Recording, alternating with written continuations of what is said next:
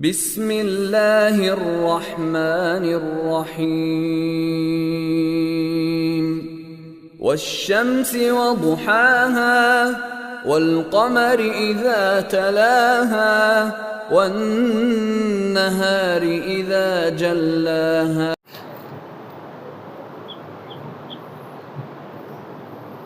إن الحمد لله نحمده ونستعينه ونستغفره من يهده الله فلا مضل له ومن يضلل فلا هادي له وأشهد أن لا إله إلا الله وحده لا شريك له وأشهد أن محمدا عبده ورسوله وقال الله تعالى في القرآن العظيم والفرقان المجيد بفضل بسم الله الرحمن الرحيم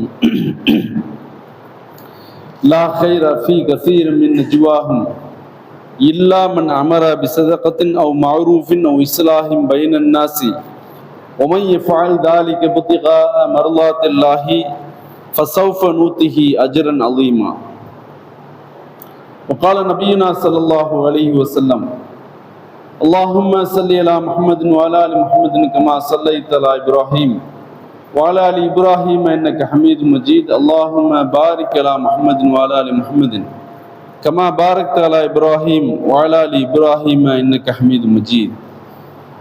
புகழும் புகழ்ச்சியும் அகிலங்களை படைத்து பரிபாலித்து கொண்டிருக்கக்கூடிய ரப்புல் ஆலமீன் அல்லாஹ் ஒருவனுக்கே உண்டாகட்டும்.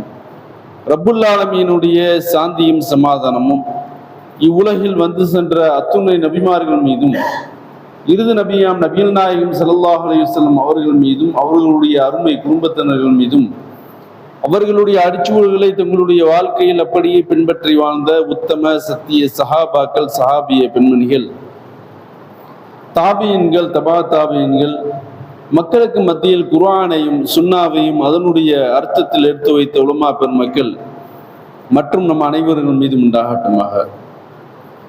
கண்ணியத்திற்குரிய எல்லாம் வல்ல அல்லாஹ்வின் நல்லடியார்களே, புனிதமிக்க ஜும்மாவினுடைய இந்த நாளில் அல்லாஹ் நமக்கு கற்றுத்தந்த அல்லாஹ்வுடைய தூதரின் மூலியமாக நமக்கு தெரியப்படுத்திய அந்த முஹர்ரம் மாதத்தினுடைய ஆஷுரா தினத்தில் நோன்பை நோற்றவர்களாக நாம் எல்லாம் இங்கு ஒன்று குழுமி இருக்கின்றோம். இந்நேரத்தில் நபிகளாருடைய அறிவுரைகள் என்ற தலைப்பின் கீழ் ஒரு சில செய்திகளை நாம் இங்கு அறிந்து கொள்ள இருக்கிறோம்.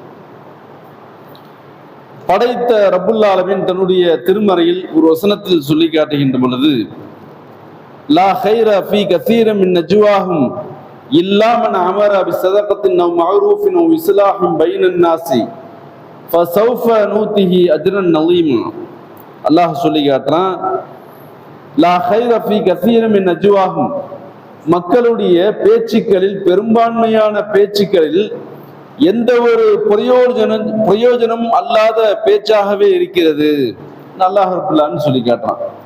சொல்லிவிட்டு அல்லாஹ் சொல்றான், இல்லாமன் அமர பிஸதகத்தின், அதாவது நல்ல காரியம் தான தர்மம் மக்களிடையே நல்லிணக்கத்தை ஏற்படுத்துதல் நன்மை ஏவுதல் தீமையை தடுத்தல், இதை காட்டிலும் வேறு எந்த ஒன்றிலேயும் நல்ல பேச்சே இல்லை என்பதாக அல்லாஹ் தன்னுடைய திருமறையில் சொல்லக்கூடிய ஒரு செய்தியை பார்க்கிறோம். அதை போன்று அல்லாஹ் மற்றொரு வசனத்துல சொல்லி காட்டுறான், யா அய்யுஹல்லதீன ஆமனு தக்குல்லாஹ், இறை நம்பிக்கையாளர்களே, சொல்லிவிட்டு சொல்றான், வகூலு கௌலன் சதீதா, நீங்கள் பேசுவதாக இருந்தால் உண்மையான விஷயத்தை பேசிவிடுங்கள், நல்ல விஷயத்தை பேசிவிடுங்கள், சொல்கின்ற பேச்சுக்களை தெளிவாக கூறிவிடுங்கள் என்று அல்லாஹ் தன்னுடைய திருமறையில் சொல்லக்கூடிய அந்த செய்தியை பார்க்கிறோம். அல்லாஹ் சொன்னதை போன்று இந்த உலகத்தில் அல்லாஹ்வை மட்டுமே சார்ந்திருக்கக்கூடிய நாம் மக்களுக்கு மத்தியில் நாம் பேசக்கூடிய பேச்சானது அழகானதாகவும் எளிதானதாகவும் மற்றவர்களுக்கு மத்தியில் கோபத்தை ஏற்படுத்தாத வகையிலையும் நம்மளுடைய பேச்சு அமைந்தால் மட்டும்தான் அதில் அநேகமான நன்மைகள் இருக்கிறது. நன்மைகள் மட்டும் கிடையாது, அந்த நன்மையின் மூலமாக நாம் மறுமை நாளில் எதை அடைய விரும்புகிறோமோ அந்த சொர்க்கத்தை அடைவதற்குண்டான ஒரு அழகிய ஒரு வாழ்வியல் வழிகாட்டி அல்லாஹ்வுடைய தூதர் நமக்கு சொல்லி தரதை பார்க்கணும். அல்லாஹ் இன்னொரு வசனத்துல சொல்லி காட்டுறான், ஃபபிமா ரஹ்மத்தி மினல்லாஹி லின்த லஹும் வலவ் குன்த ஃபல்லன் கலீலல் கல்பி லன் ஃபல்லு மின் ஹவ்லிக ஃபஅஃபு அன்ஹும் வஸ்தக்ஃபிர் லஹும் வஸாபிர்ஹும் ஃபில் அம்ர். அல்லாஹ்வுடைய தூதரை பார்த்து அல்லாஹ் திருமறை குர்ஆன்ல சொல்றான், நபியே முஹம்மதே, என்னுடைய அருளினால் தான் நீங்கள் மக்களுக்கு மத்தியில் அழகான முறையில் பேசுகிறீர்கள், நளினமாக நடந்து கொள்கிறீர்கள். நீங்கள் கடின சித்தமுடையவராகவோ கடும் வார்த்தைகளை பிரயோகிக்கக்கூடிய நபர்களாக நீங்கள் இருந்தீர்கள் என்று சொன்னால் மக்கள் உங்களை விட்டும் என்றைக்கோ வெறுண்டு ஓடி இருப்பார்கள் அப்படின்னு அல்லாஹ் ரப்பல் ஆலமீன் தன்னுடைய நபியை பார்த்து சொல்லக்கூடிய வசனத்தையும் பார்க்கிறோம். இது எல்லாம் அல்லாஹ்வுடைய தூதர் நபிகள் நாயகம் ஸல்லல்லாஹு அலைஹி வஸல்லம் அவர்களை பார்த்து அல்லாஹ் சொல்லி காட்டான் திருமறையின் குர்ஆனின் வாயிலாக. மேலும் அல்லாஹ்வுடைய தூதர் நபிகள் நாயகம் ஸல்லல்லாஹு அலைஹி வஸல்லம் நமக்கு ஒரு விஷயத்தை நமக்கு சொல்லித் தராங்க. என்ன விஷயம் என்று சொன்னால், இந்த நல்ல வார்த்தை இருக்கிறதா இல்லையா, இந்த நல்ல வார்த்தையானது நம்மிடம் மட்டுமே சுற்றி கொண்டு இல்லாமல் நம்மளுடைய பதிவேட்டின் அந்த புத்தகத்தில் பதிவு செய்வதற்காக அந்த நன்மையான பேச்சுக்கள் எல்லாம் அல்லாஹ்விடம் மேலேறி செல்கிறது என்று அல்லாஹ்வுடைய தூதர் நமக்கு சொல்லித்தராங்க. எப்படி சொல்லித்தராங்கன்னு சொன்னா, மன்கான யுரீதுல் இஸ்ஸத ஃபலில்லாஹில் இஸ்ஸத்து ஜமீஆ, யாரேனும் கண்ணியத்தை நாடினால் கண்ணியம் யாவும் அல்லாஹுக்கு மட்டுமே சொந்தம் என்று அவர்கள் நீங்கள் நினைத்துக் கொள்ளுங்கள். ஏனென்று சொன்னால், இந்த உலகத்தில் மனிதர்களாக இருக்கக்கூடிய நாம் இந்த பிரஸ்டீஜ் பார்ப்போம். அந்த கண்ணியத்தை ஏதாவது ஒரு சபைகளிலேயோ அல்லது உறவினர்களுடைய வீடுகளிலேயோ அல்லது நண்பர்களுடைய வட்டாரங்களிலேயோ அல்லது பொதுவான ஒரு தளங்களில் அமர்ந்திருக்கக்கூடிய சபைகளிலேயோ ஒவ்வொரு தனி மனிதர்களும் என்ன செய்வோம், நமக்கு உண்டான ஒரு பிரஸ்டீஜ் லெவல், நான் எப்பேற்பட்டவன், நான் இந்த ஊர்ல எத்தனை வருஷம் இருக்கேன், எங்களுடைய ஊரை சார்ந்த எங்களுடைய குடும்பம் எவ்வளவு பாரம்பரியமிக்க ஒரு குடும்பம், அப்ப அதையெல்லாம் கணக்கிட்டு கொண்டு என்ன செய்வாங்கன்னு சொன்ன, அந்த கண்ணியத்தை பிறரிடத்திலிருந்து எதிர்பார்க்கக்கூடிய ஒரு நபர்களாக அநேகமான நபர்கள் இருக்கிறத பார்க்கிறோம். அதைத்தான் அல்லாஹ்வுடைய தூதர் சொல்றாங்க, மன்கான யுரீதுல் இஸ்ஸத லில்லாஹி ஜமீஆ ஃபலில்லாஹில் இஸ்ஸத்து ஜமீஆ, கண்ணியத்தை யாராவது நாடினால் அறிந்து கொள்ளுங்கள், கண்ணியம் யாவும் அல்லாஹுக்கு மட்டுமே சொந்தமானது, நீங்கள் அதிலிருந்து தவிர்த்து கொள்ளுங்கள் என்று அல்லாஹ்வுடைய தூதர் சொல்றாங்க. நான் ஒரு இடத்துக்கு போறேன், அதுல எனக்கு கண்ணிய குறைபாடு ஏற்படுது, நான் சகித்து கொள்ளணும். கண்ணியம் என்பது எனக்கு உடையது கிடையாது, அல்லாஹுக்கு மட்டுமே சொந்தமான ஒரு செயல். அதனால என்னை நீ இகழ்ந்தாலும் அல்லது புறந்தள்ளினாலும் நான் கண்டுகொள்ள மாட்டேன். ஏன், என்னை விருந்துக்கு அழைத்தாய் என்று சொன்னால் நீ கூப்பிட்ட விருந்துக்கு நான் வந்து சாப்பிட்டுட்டு உன்னை சலாம் சொல்லிட்டு போயிட்டேன். என்னை ஒரு விஷயத்திற்காக, அணுகுமுறைக்காக, ஒரு வார்த்தை என்னிடத்திலிருந்து நீங்கள் எதிர்பார்ப்பதற்காக, ஒரு ஆலோசனையினுடைய அடிப்படையில் என்னை நீங்கள் ஒரு சபைக்கு நீங்கள் கூப்பிடுகிறீர்களா, அந்த சபையில எனக்கு கண்ணிய குறைவு ஏற்படுது, நான் என்ன செய்ய மாட்டேன், நான் உங்கள்கிட்ட அதை சார்ந்து இருக்க மாட்டேன். ஏன், கண்ணியம் அல்லாஹுக்கு சொந்தமானது. ஆனால் நான் அங்கு நீங்கள் என்னை எதற்காக அழைத்தீர்களோ அந்த ஆலோசனையை நான் உங்களுக்கு வழங்கி விடுவேன், அதுல நான் கண்ணியத்தை தேட மாட்டேன் என்கின்ற ஒரு சித்தாந்த ரீதியில அல்லாஹ்வுடைய தூதர் நமக்கு சொல்லித் தராங்க. சொல்லிவிட்டு சொல்றாங்க, அலா அறிந்து கொள்ளுங்கள், ஏனென்று சொன்னால் அல் ஐஸு இஸாருஹு வல் கிப்ரியாஉ ரிதாவுஹு, யாராவது கண்ணியத்தை நாடக்கூடிய நபர்களாக இருந்தீர்கள் என்று சொன்னால் கண்ணியம் என்பது அல்லாஹ்வுடைய மேல் சட்டை. காலரை தூக்கி விடுவோமா இல்லையா, ஏதாவது ஒரு அறிவுபூர்வமான ஒரு ஆக்கப்பூர்வமான ஒரு பேச்சுக்கள்லையோ ஒரு ஆக்கப்பூர்வமான ஒரு செயல்பாடுல ஈடுபட்டதுக்கு அப்புறம் நம்ம என்ன செய்வோம், காலரை தூக்கி விட்டு நடப்போம். சமீபத்தில் கூட நம்ம பார்த்தோம், தமிழக சட்டமன்றத்துல பாத்தீங்கன்னு சொன்னா ஒரு ஆட்சி தலைமையின் கீழ் மக்களை வழிநடத்தக்கூடிய ஒரு ஆட்சி தலைவர் என்ன செய்யறாரு, ஒரு சிறுபிள்ளைத்தனமாக ஒரு செயலை செய்யக்கூடிய ஒரு செய்தியை எல்லாம் நம்ம வலைதளங்கள்ல பார்க்கிறோம். அப்ப கண்ணிய குறைவாக ஒரு கண்ணியத்தை நாடி இருக்கக்கூடிய சபைகளில் நாம் கண்ணியத்தை ஒருபொழுதும் ஏற்கக்கூடாது. கண்ணியம் அனைத்தும் அல்லாஹுடைய மேல் சட்டை என்று அல்லாஹுடைய தூதர் நமக்கு சொல்லித்தராங்க. ஒல் கிபுரி ரிதாவுஹு, அதே போன்று ஆணவம் இருக்கா இல்லையா, பெருமை தற்பெருமை இருக்கா இல்லையா, அது அல்லாஹுடைய கீழ் ஆடை என்று அல்லாஹுடைய தூதர் சொல்லித்தராங்க. சொல்லிவிட்டு சொல்றாங்க, யாரெல்லாம் கண்ணியத்தை கேட்டு பெறுகிறார்களோ, எனக்கு கண்ணிய குறைபாடு ஏற்பட்டு விட்டது என்று தன்னுடைய மனதால் நினைத்தாலும் கூட, ஏன் அதுல ஒரு சாம்பிள் கூட சொல்லலாம். நம்மளுடைய குடும்பத்துல ஏதாவது ஒரு திருமணம் நடக்கும், மொத்தம் அந்த வீட்டுல 4 மருமக பிள்ளை இருக்காருன்னு வைங்க. அந்த 4 மருமகன்ல ஏதாவது ஒரு மருமகனை பிடிக்காத அந்த வீட்டார்கள் அந்த பத்திரிகையில பேரை போட மறந்துட்டாங்கன்னு வைங்க. ஏதோ எதேச்சியா சூழ்நிலை நடந்துருச்சு, பத்திரிகை பிரிண்டிங் மிஸ்டேக் எல்லாமே ஆயிடுச்சு. 2000 பத்திரிகை அடிச்சாச்சு, வந்துருச்சு. வந்ததுக்கு அப்புறம் எக்ஸ்ட்ரா நம்ம எழுதவா முடியும்? 2000 பத்திரிகை உட்காந்து எழுதவா முடியும்? பரவாயில்ல, போயிட்டு போது விட்டுவோம், கொடுத்துருவோம்னு சொன்னதுக்கு அப்புறம் அதுல யாருடைய பெயர் விடுபட்டதோ அது கண்ணிய குறைவாக அவர் நினைத்து கொண்டு உறவையே அத்துவிட்டு ஓடக்கூடிய செயல்லாம் நம்ம அதிகமான இடத்துல நம்ம பார்க்கிறோம். அதனால அல்லாஹுடைய தூதர் சொல்றாங்க, இந்த 2 விஷயத்தில் யாராவது நீங்கள் கண்ணியத்தை நீங்கள் நாடக்கூடிய நபர்களாக இருந்தால், ஆணவத்தை, கர்வத்தை, தற்பெருமையை கொண்டக்கூடியவர்களாக இருந்தீர்கள் என்று சொன்னால், அது என்னக்கூடிய ஒரு பண்புப்பா, அது நீங்க கை வைக்காதீங்க. வச்சிங்கன்னு சொன்னா நீங்க கெட்டீங்க. ஏன்? மறுமையில உங்களுக்கு வேதனை கிடைக்கும். ஏன்? அது எதற்கு? எனக்கு உண்டான ஒரு பண்பு. மற்றவர்களுடைய சொத்துக்களை நாம் நம்மளுடைய வீட்டில் எடுத்து வச்சுக்கிட்டா உரியவங்க என்ன செய்வாங்க? நம்மளை அடிச்சு புடுங்கி கொண்டு செல்வாங்களா இல்லையா? அல்லது அவர்கள் நம்மீது தாக்கப்படாதவர்களாக ஒரு பலவீனமானவர்களாக இருந்தார்கள் என்று சொன்னால் போலீஸ் துறையில போய் ரிப்போர்ட் பண்ணுவாங்க. என்னுடைய பொருளை அபகரித்து கொண்டு அவர் வைத்திருக்கிறார், அதை எனக்கு பெற்றுத்தாருங்கள் என்று சொல்லக்கூடிய செயலை பார்க்கிறோமா இல்லையா? அதை தான் அல்லாஹ் சொல்றான், இந்த 2மே எனக்குரியதுப்பா, இந்த 2மே நீ டச் பண்ணாத, இந்த 2மே நீ யாராவது அபகரித்து கொண்டீர்கள் என்று சொன்னால் நிச்சயமாக நீங்கள் அதன் மூலியமாக மறுமை நாளில் நோவினை செய்யப்படுவீர்கள் என்று அல்லாஹுடைய தூதர் நபிகள் நாயகம் ஸல்லல்லாஹு அலைஹி வஸல்லம் சொல்லக்கூடிய செய்தியை பார்க்கிறோம். சொல்லிவிட்டு சொல்றாங்க, இலைஹி யஸாதுல் கலிமு தய்யிபு வல் அமலு ஸாலிஹு யர்ஃபஉஹு.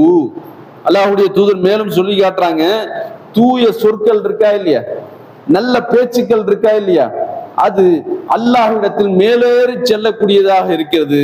அதனால நீங்க என்ன செய்யுங்க? அழகான பேச்சுக்களை பேசுங்கள், மக்களுக்கு புரியும்படியுமான பேச்சுக்களை பேசுங்கள், அழகான குர்ஆனுடைய வசனங்களை கொண்டு மக்களை நல்வழியின் பால் வென்றெடுங்கள் அப்படின்னு அல்லாஹ்வுடைய தூதர் நமக்கு கற்றுத்தராங்க. இந்த மாதிரியான செய்தி மட்டும்தான் உங்களை அல்லாஹ்விடத்துல மேலேறி செல்லக்கூடிய ஒரு செயல்பாடாக அமைகிறது என்று அல்லாஹ்வுடைய தூதர் சொல்லக்கூடிய செய்தியை பார்க்கிறோம். சொல்லிவிட்டு சொல்றாங்க, வல்லதீன யம்கரூன ஸய்யாத்தில் லஹும் அதாபுன் ஷதீதுன். ஒருவேளை யாராவது தீய காரியங்களில் ஈடுபட்டாலோ, தீய சொற்களை மக்களுக்கு மத்தியில் இலகுவான முறையில், ஒரு பரிச்சயமான முறையில், அசால்ட்டான முறையில் யாரெல்லாம் பேசி செல்கிறாரோ, ஒரு சில நபர்களை பார்க்கிறோம், இந்த ஆபாசமான அருவருப்பான வார்த்தைகளை எல்லாம் அசால்ட்டான முறையில சபையில என்ன செய்வாங்க? நண்பர்களுக்கு மத்தியிலேயோ அல்லது பொதுவான சபைகள்லையோ தன்னை ஒரு பெரிய ஒரு ஹீரோவை போன்று, தன்னை ஒரு மிகப்பெரிய ஒரு அறிவாளியை போன்று என்ன செய்வாங்க? காட்டிக் கொள்வதற்கு இழிச்சொல்லை பேசக்கூடிய நபர்களாக இருப்பாங்க. அப்ப அந்த நபர்களை பார்த்து அல்லாஹ்வுடைய தூதர் சொல்லி காட்டுறாங்க, வல்லதீன யம்கரூன ஸய்யாத்தில் லஹும் அதாபுன் ஷதீதுன். ஒருவேளை நீங்கள் தீய காரியத்தில் ஈடுபட்டாலோ அல்லது தீய சொற்களை நீங்கள் சொல்லக்கூடிய நபர்களாக இருந்தாலோ அது அல்லாஹ்விடத்தில் ஒரு பொழுதும் மேலேறி செல்லாது, அது உங்களையே சுற்றி கொண்டே தெரியும். இப்படி ஒரு ஆட்டுக்குட்டி வளர்த்தீங்கன்னு சொன்னா உங்களே சுத்தி சுத்தி வருதோ, அல்லது ஒரு பூனையை குட்டியை வளர்த்தீங்கன்னு சொன்னா உங்களுடைய காலை பின்னி கொண்டே வருகிறதோ, அந்த சூழ்ச்சியான சொல்லானது, அந்த தீய வார்த்தையானது அல்லாஹ்விடத்தில் ஒரு பொழுதும் செல்லாது, மாறாக அது உங்களை மட்டுமே சுத்தி கொண்டே தெரியும். சொல்லிவிட்டு சொல்றாங்க, வமக்கரு உலாய்க்க ஹுவ யபூரா. மேலும் அந்த சூழ்ச்சியானது மறுமையினால் அதன் மூலியமாக அவனுக்கு நோவினையை ஏற்படுத்தும் என்று அல்லாஹ்வுடைய தூதர் சொல்லக்கூடிய செய்தியை பார்க்கிறோம். அப்ப இந்த உலகத்தில் வாழக்கூடிய நேரத்தில் நம்மளுடைய செயல்பாடுகளை எப்படி அமைச்சுக்கணும்? பேசக்கூடிய பேச்சாக இருந்தாலும் அடுத்தவர்களுடைய மனம் புண்படாத வகையில பேச்ச கத்துக்கணும், அல்லது நல்ல பேச்சை பேசக்கூடிய நபர்களாக நம்மளை நாம் மாற்றிக் கொள்ளணும். அப்படி இல்லை என்று சொன்னால் அதுவே நமக்கு கேடாக அமையும் என்று அல்லாஹ்வுடைய தூதர் சொல்லக்கூடிய செய்தியை பார்க்கிறோம். மேலும் பாருங்க, அல்லாஹ்வுடைய தூதர் சொல்லி காட்டுறாங்க, சூரியன் உதிக்கக்கூடிய ஒவ்வொரு நாளும் மனிதனுடைய உடலில் இருக்கக்கூடிய அனைத்து மூட்டுகளுக்காகவும் மனிதன் என்ன செய்யணுமா? ஒவ்வொரு நாளும் தன்னுடைய பொருளாதாரத்தை அல்லாஹ்வுடைய பாதையில் செலவழிக்கணும் சொல்றாங்க. சொன்ன மாத்திரத்தில் நபி ஸல்லல்லாஹு அலைஹி வஸல்லம் இதுவெல்லாம் அநேகமான நபர்களுக்கு அதாவது செய்ய முடியாத ஒரு செயல்பாடு.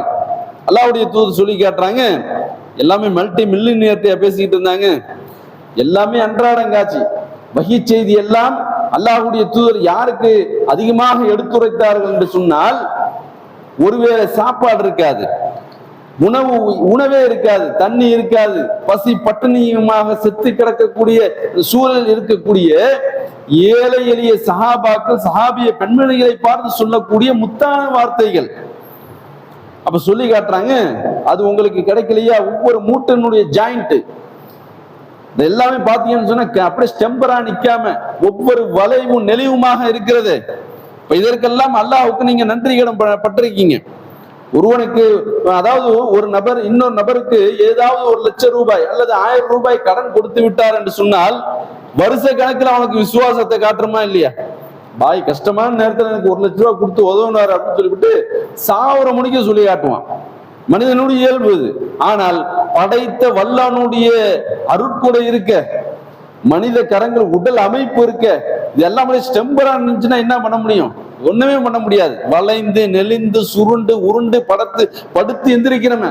இப்ப இதற்கெல்லாம் நீங்க கொடுக்கணும்னு சொன்னா அல்லாஹ்வுடைய தூதர் சொல்றாங்க, காலையில் எந்திரிச்சதுக்கு அப்புறம் நல்ல வார்த்தையை பேச்சுப்பா, அது போதும்.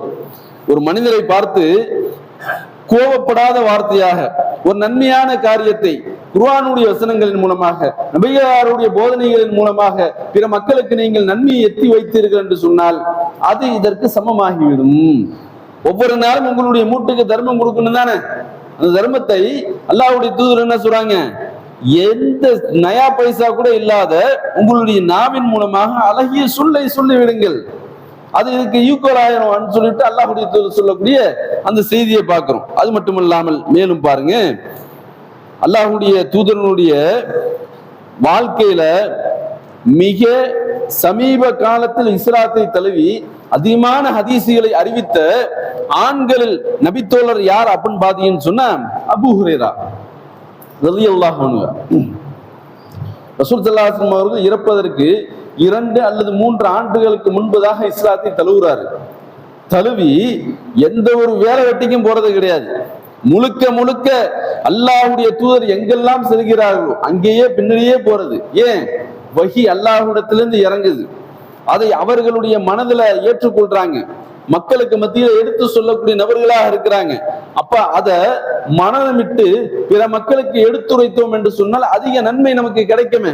அதனால நாம் அதுல ஈடுபட்டு இந்த உலகம் நமக்கு தேவையில்லை. அல்லாஹ் ஃபி துன்யாவல் ஆகிரா, இவ்வுலகத்திலேயும் மறுமையும் நன்மை குருன்னு சொல்றான். இருந்தாலும் எக்ஸ்ட்ரா நிறைய போயிட்டாரு அபூ ஹுரைரா ரலியல்லாஹு அன்ஹு. என்ன செய்யறாங்க? எல்லாத்தையும் விட்டு அல்லாஹ்வுடைய தூதர் எங்கெல்லாம் செல்கிறார்களோ போறாங்க. போன மாத்திரத்தில் ஒரு செய்தியை கேட்கிறாங்க. என்ன சொல்றாங்க? அன்னஹு அத்தா நபி ஸல்லல்லாஹு அலைஹி வஸல்லம் ஃபகால யா ரசூலல்லாஹ் இதா ராய்துக தாபத்துன் நஃப்ஸி, அல்லாஹ்வுடைய தூதரே உங்களை பார்க்கக்கூடிய நாளெல்லாம் என்னுடைய உள்ளம் அப்படியே சந்தோஷத்தில் நான் மிதக்கிறேன். உங்களை ஒரு நாள் கூட மிஸ் பண்ணாம உங்களை பார்க்கக்கூடிய நாள் எல்லாம் என்னுடைய உள்ளம் அந்த அளவுக்கு சந்தோஷப்படுகிறது என்று அல்லாஹ்வுடைய தூதரை பார்த்து சொல்றாங்க. சொல்லிட்டு சொல்றாங்க வகர்ரத் ஆயுனின், அது மட்டுமல்ல அல்லாஹ்வுடைய தூதரே என்னுடைய கண்ணானது உங்களை கண்ட மாத்திரத்தில் அவ்வளவு கண் குளிர்ச்சியை ஏற்படுத்துகிறது அல்லாஹ்வுடைய தூதரே அப்படின்னு சொல்லிவிட்டு சொல்றாங்க.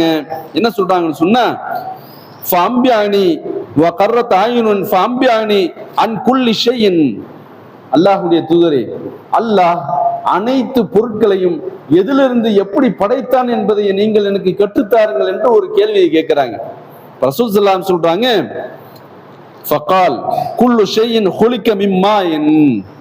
அபூ ஹுரைராவே, அல்லாஹ் ரப்புல் ஆலமீன் அனைத்து உயிர்களையும் நீரிலிருந்து தான்ப்பா படைச்சான். தண்ணீர் இருக்கா இல்லையா, அதுல இருந்து தான் எல்லா உயிரினத்தையும் படைச்சான் அப்படிங்கிற ஒரு செய்தியை சொல்றாங்க. சொன்ன மாத்திரத்தில் மேலும் அபூ ஹுரைரா ரலியல்லாஹு அன்ஹு சொல்லி காட்டுறாங்க, ஆல ஃபம்பியானி பிஅமலின் அமல்து பிஹி தகல்துல் ஜன்னah. அல்லாஹ்வுடைய தூதரே, அப்படி என்று சொன்னால் நான் அல்லாஹ்வை மறுமை நாள்ல சந்திக்கணும், அதற்கு நான் சொர்க்கம் செல்லணும், அந்த சொர்க்கத்திற்கு செல்வதற்குண்டான ஒரு அழகிய ஒரு வழிமுறையை எனக்கு நீங்கள் கற்றுத்தாருங்கள் சொல்றாங்க. அப்ப ரசூல் ஸல்லல்லாஹு அலைஹி வஸல்லம் அவர்கள் அந்த அபூ ஹுரைரா ரலியல்லாஹு அன்ஹு கேட்டதுக்கு சொல்றாங்க, ஆல அஃப்ஷிஷ் ஸலாம், நீங்கள் சலாமை மக்களுக்கு மத்தியில் பரப்புங்கள். எப்ப பார்த்தாலும் சலாம் சொல்லிக்கிட்டே இருக்கிறதா, அஸ்ஸலாமு அலைக்கும் அஸ்ஸலாமு அலைக்கும், அப்படியா?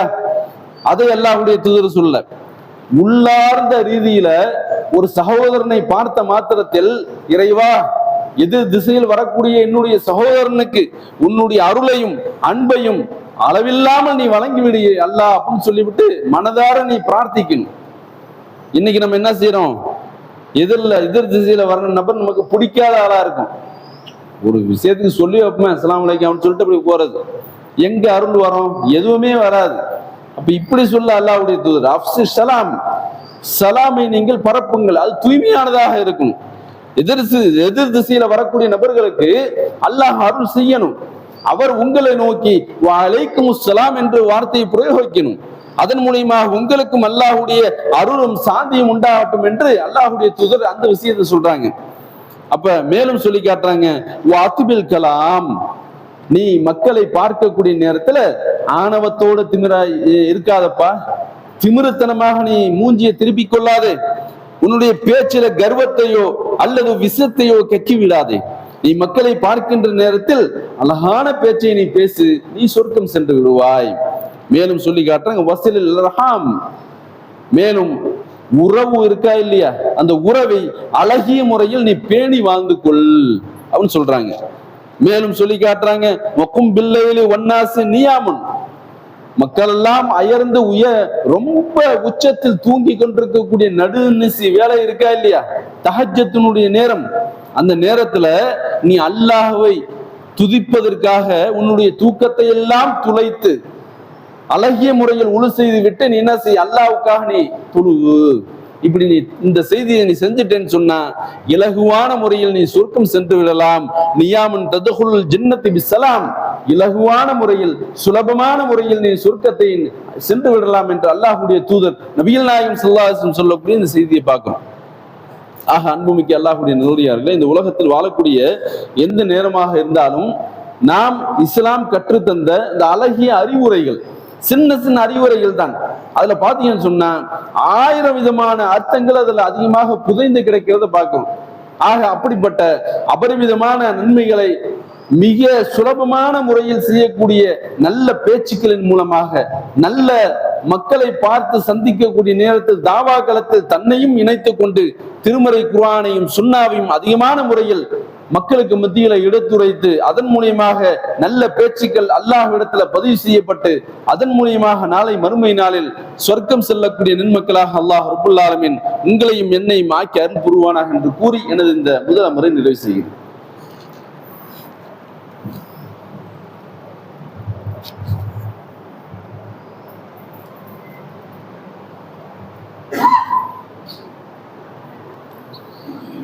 அல்ஹம்துலில்லாஹ். கண்ணியத்திற்குரிய எல்லாம் அல்ல அல்லாஹ்வின் நல்லடியார்களே, அல்லாஹ் ரப்புல் ஆலமீன் ஒரு வசனத்தில் சொல்லி காட்டுகின்ற பொழுது, யா அய்யுஹல்லதீன ஆமனு தக்குல்லாஹ், இறை நம்பிக்கையாளர்களே அல்லாஹ்வை நீங்கள் முதலில் அஞ்சிக் கொள்ளுங்கள். வல் தன்துர் நஃப்சுன் மா கத்தமத் லிகதின், நீங்கள் ஒவ்வொரு தனி மனிதர்களும் உங்களுக்குண்டான நாளை மறுமைக்குண்டான நன்மைகளை நீங்கள் சேர்த்து வைத்துக் கொண்டீர்களா என்பதை நீங்கள் பரிசீலித்துக் கொள்ளுங்கள்.